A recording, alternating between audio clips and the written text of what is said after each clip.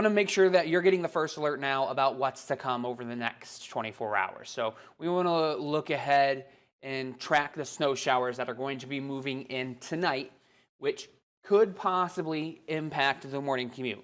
I know Friday morning, last Friday before the holidays, a lot of kids will maybe be having their last day of school, and fingers crossed, no cancellations, because that might cause some headaches for some families. But let's talk about what we can expect. First alert satellite and radar shows right now pretty big area of snow moving through Wisconsin, northern Illinois, just starting to push into a little bit the very far reaches of northwest Indiana. Various National Weather Service offices have issued either a winter storm warning or winter weather advisory for their respective areas. So you can see the areas that are being most impacted by this weather system is well off to the northwest. So winter storm warnings for these areas in pink, winter weather advisories for the areas in purple. You noticed Fort Wayne is not under a winter weather advisory. It is not under a winter storm warning. This weather system is going to be more impactful for places like Wisconsin, maybe west central Michigan.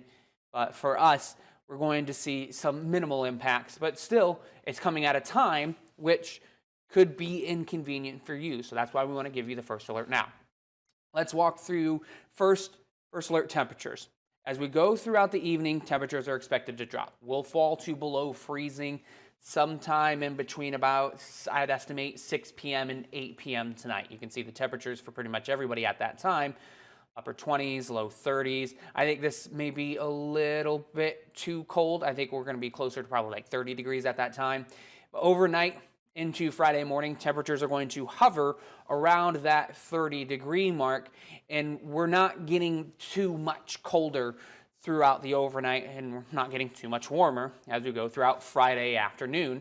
You notice that lunchtime temperature, everybody just around maybe a degree or two above that freezing mark. And that's important. How cold we get is important because it's going to determine, at least partially, how much snow that we see. We sometimes talk about this snow to liquid ratio, and we compare 1 inch of liquid water to how much snow accumulates. And it, like I said, it depends on the temperature. So when you've got temperatures that are a little bit above freezing, 33, 34 degrees. This is that wet, heavy snow, more compact. So we're only talking less snow, but it's very wet and very heavy.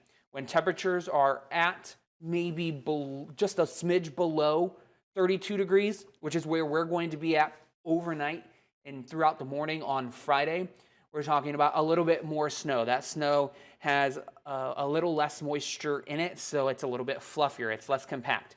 That 10-to-1 ratio, this 10 inches of snow equivalent to 1 inch of water, this type of snow, very typical snow, is what we're likely to experience overnight. It's not going to be super wet and heavy.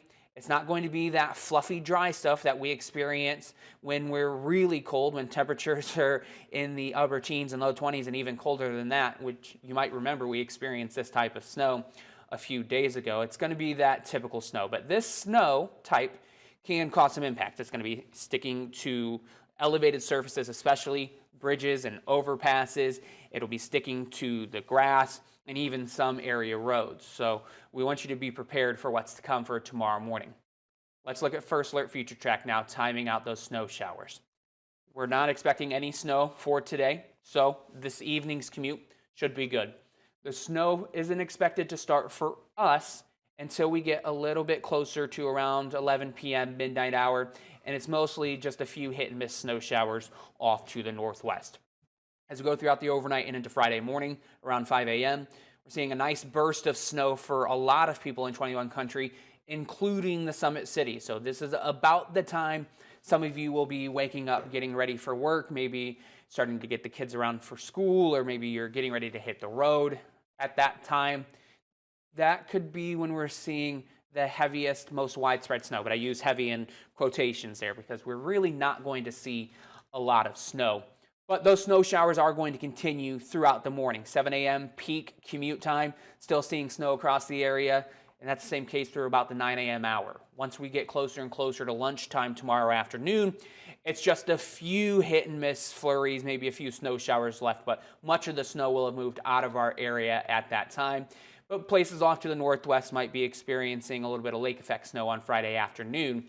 And I emphasize that for a very particular reason, which I'm going to talk about here in just a second. So what do I believe road conditions are going to be like for the next 24 hours? Well, tonight they're going to be good to go. Like I said, this evening, we're not really expecting snow. It's not really going to move in until after the midnight hour. Once we get to Friday morning, you want to make sure to use some caution. Roads could be slick. Overpasses, bridges, things like that could be a little bit slick as well. Those are those surfaces that are more likely to reach and drop below that freezing mark. So the elevated surfaces are more likely to see that snow stick to the surface. So use some caution. Give yourself a few extra minutes of drive time to get to where you need to be safely. Just plan out your day accordingly around the fact that we could be experiencing some snow on Friday morning and some slick spots on Friday morning. As we get to the afternoon, road conditions will be improving. And for us locally, Friday evening, roads should be good to go. How much snow are we talking here? Well, for pretty much, I'd say Fort Wayne and about 85% of the people in our area, we're talking about an inch of snow or less. Could be maybe like a quarter of an inch more, so maybe like an inch and a quarter for some spots. We could be talking about just a dusting. But you see that area in blue off to the north. This includes parts of DeKalb, Steuben, LaGrange, Kendallville, so Noble County, excuse me. We're talking about just a little bit more snow, and that includes South Bend. We're not talking about a lot of snow in this area, but it's going to be a little bit more than what we're experiencing, and which if you're somebody who has somehow managed to get tickets to the IU Notre Dame football game that's tomorrow night, South Bend could experience a little bit more snow than us, meaning Friday afternoon in that area, travel impacts could be just a little bit worse than what they're going to be in Fort Wayne and the surrounding area. So you want to also plan, if you're heading towards South Bend on Friday evening, to give yourself a few extra minutes to get to where you need to be safely, because roads could be just the tiny bit worse in South Bend and places near the lake on the Notre Dame campus. I don't know that we're going to be seeing a prolific snow game by any means. They're not receiving that much more snow than us, maybe a half an inch to an inch more than what we're going to experience in Fort Wayne, but still, even that little bit of snow is more impactful. And the fact that this is a late game at 8 p.m. means roads afterwards could be very slick. So you want to just keep that in mind if you're traveling to Notre Dame tomorrow.